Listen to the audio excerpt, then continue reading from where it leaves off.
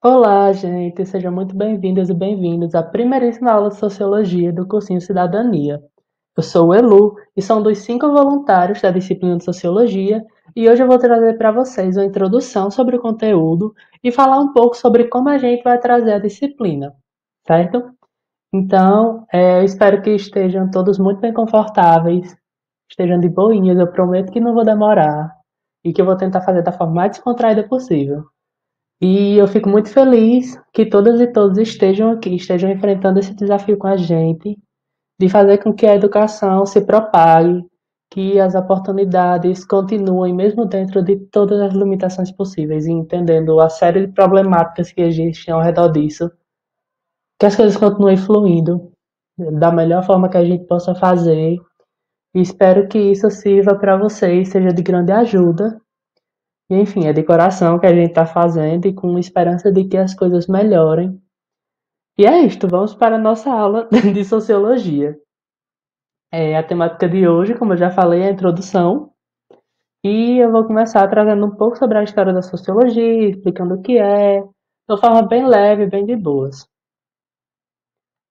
Inicialmente, o que é a sociologia? Um dos pilares das ciências sociais, a sociologia é a ciência que se ocupa em pesquisar, analisar e apresentar as várias formações sociais existentes, comunidades, agrupamentos, culturas, para que as demais ciências apresentem intervenções sociais. Ou seja, as ciências sociais não vai chegar com uma fórmula X e dizer, todos os problemas de tal lugar vai se resolver com isso aqui. Porque não é isso que a gente faz. Inclusive, foi o meu primeiro choque na graduação. A gente não muda as coisas, a gente pesquisa, entende e apresenta os pontos para que as outras ciências façam algo. Por exemplo, a gente tem uma comunidade X que está próxima a uma multinacional e essa comunidade X está tendo um grande caso de óbito por câncer. Aí o cientista social pode ir lá e fazer todo um estudo para saber por que foi esse fator misterioso, por que é que nos últimos anos isso começou a acontecer, por que é que numa determinada escola, ou num determinado curso da faculdade, muita gente está abandonando.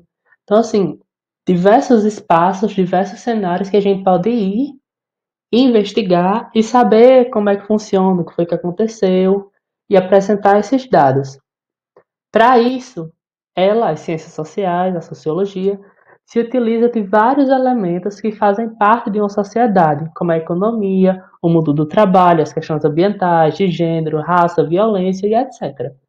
Ou seja, a gente pega todos esses aspectos, todos essas partículas, essas micropartículas do que é a sociedade, estuda elas num cenário pequeno, num cenário maior, e tenta traçar e compreender o que é que está acontecendo naquele local a partir desses diversos pontos, comportamentos, costumes, religião, vestimentas, etc. Aí, como ela surge? A gente tem um cenário, a gente tem a Europa no século XV.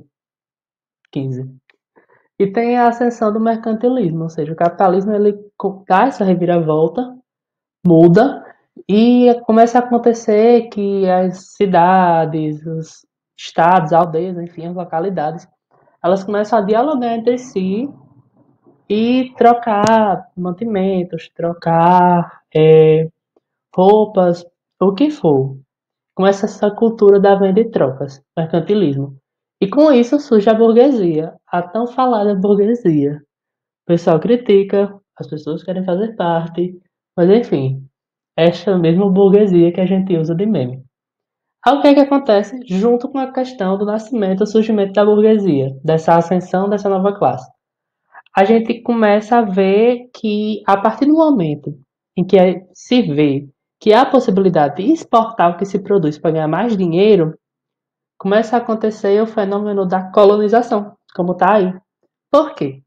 As pessoas saíam do seu lugar X e iam para um outro lugar para ver se tinha mais riquezas para tomar, ou para vender coisas, ou para descobrir coisas novas e trazer para vender para as pessoas que estavam aqui, no caso lá.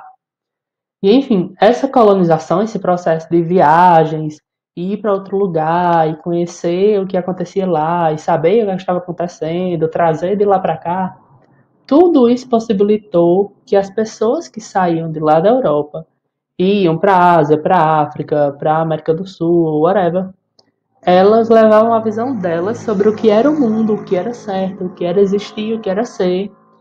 E isso tudo colaborou para que houvesse uma visão muito eurocêntrica sobre o entendimento desse mundo, desse outro. Como assim, Elu? A gente pega uma pessoa que nunca viu uma aldeia indígena, por exemplo.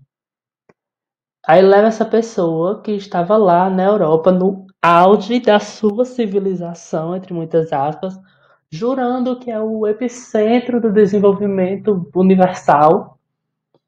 Joga essa pessoa no lugar onde ela não está acostumada, que também tem suas regras, tem suas leis, tem seus costumes, tem sua religião, e tenta fazer com que ela enxergue que existe isso tudo lá, só que ela não consegue enxergar porque ela não raciocina isso. Porque na cabeça dela não existe, na cabeça dela ela é o suprassumo da humanidade. Aí o que é que acontece? A burguesia colaborou para a colonização, para essa visão eurocêntrica do mundo. As pessoas não entendiam sobre as outras pessoas, quem estava de fora. Até aí, entre muitas aspas, estava tudo bem. Só que o que é que acontece? Um segundo plot twist no mundo. A gente tem as revoluções francesa e industrial. E o que é que acontece? Vocês vão ver direitinho nas aulas de história, porque Titio matou várias aulas de história no ensino médio com sono. Mas enfim, a gente tem, a partir disso, a questão de revolução das máquinas, e mudança na mão de obra, a mudança na questão do trabalho. A gente tem um grande êxodo rural no século XIX. Ou seja, as pessoas saíam das zonas rurais, iam para as grandes cidades atrás de emprego. Porque se antes elas trabalhavam em casa, produziam o suficiente para sobreviver e só vendiam, enfim, fazia aquela mão de obra de boinhas, fazendo com que elas pudessem se manter em casa, ter as relações com a família e tudo mais, aquela coisa mais bem interiorana. Com essas revoluções, com tudo isso que aconteceu, isso foi cortado, isso foi mudado assim, muito rapidamente, e as pessoas tiveram que se mudar, ir para as grandes cidades, muitas vezes sem um emprego fixo, sem uma moradia, e as grandes cidades, elas não estavam preparadas para tanta gente, para receber tantas pessoas. A partir daí, começou a acontecer uma série de problemas sociais decorrentes dessa explosão demográfica. Muita gente de uma vez numa cidade que não tem estrutura, sei lá, encanamento, não tem emprego, não tem hospitais, aí muita gente morrendo, aumento de violência, aumento de furto, enfim, todas essas questões. E é importante lembrar, eu coloquei até aqui bem bonitinho para eu não esquecer.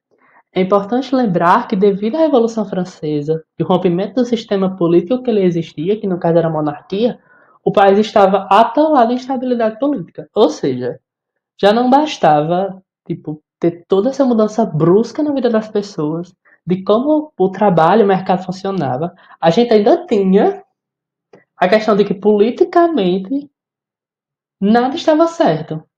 Porque começaram a surgir várias manifestações políticas, várias organizações, e muitas não davam certo, e estava tudo numa incerteza muito grande, ninguém sabia o que fazer, oh meu Deus, o que será de nós? Até que as coisas começam a se organizar e surge um ser iluminado, divino, chamado Auguste Comte. Auguste Comte. Que é esse cara aqui, o cara do positivismo, esse senhor que está aqui sobre nós. Que ele é um filósofo francês e o dito cujo pai do positivismo. Mas o que é o positivismo?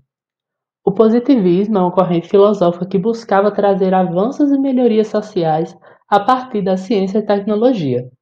Ou seja, as coisas só poderiam ser como são a partir do momento em que elas fossem testadas, em que elas fossem comprovadas, em que elas tivessem um embasamento científico, em que de fato elas existissem.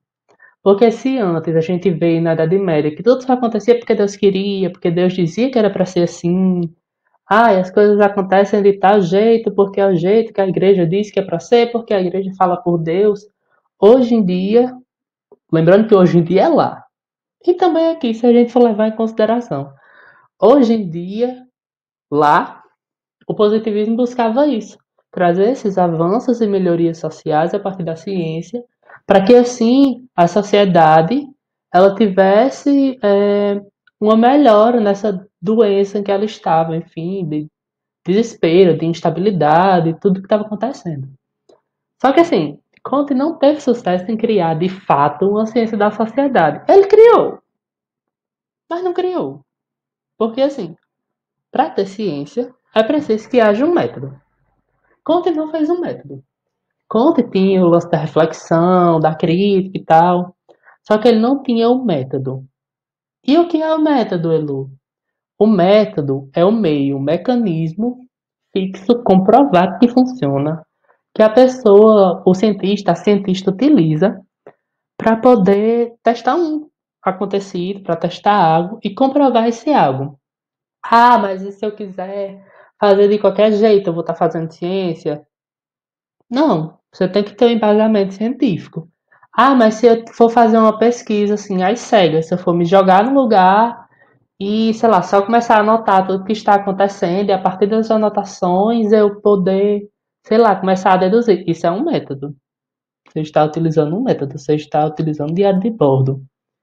A questão de conta é que ele não conseguiu desenvolver esse método, porque ele queria fazer com que essa ciência social ela fosse uma ciência tipo exata, como se fosse da natureza, como se fosse uma ciência matemática, essas coisas assim, o que é bem complicado.